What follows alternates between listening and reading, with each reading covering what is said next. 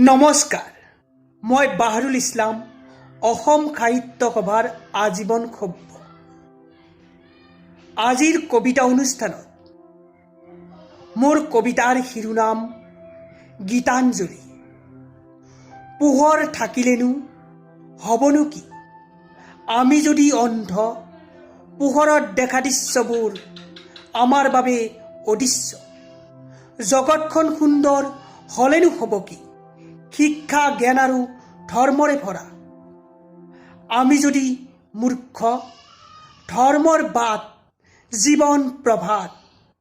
অজ্ঞান নঙঠা মানুহে জংঘলতে পাইছিল শিক্ষা জ্ঞানৰে মংগল। আজিৰ আধুনিক মানুহ প্ৰগতিৰ পাগল, প্ৰগতিৰ নিচিনাবোৰ হ'ল কাঙল।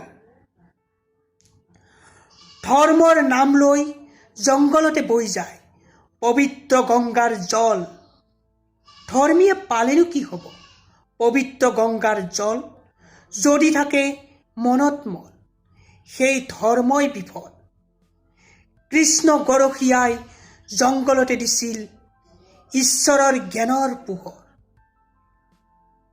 ধৰ্মৰ পোহৰত আছিল স্বৰ্গ নৰকৰ খবৰ। ধৰ্মৰ পোহৰত আছিল মানৱ প্ৰেমৰ মোহৰ।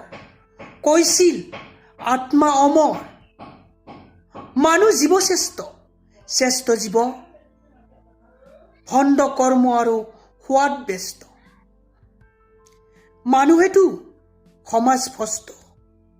মানুহ মানুহ মানুহ বুলি ক'লে আমিতো সবেই মানুহ ভাই। মানুহৰ অন্তৰ দেখিলে সঁচা মানুহ পাবলৈ নাই।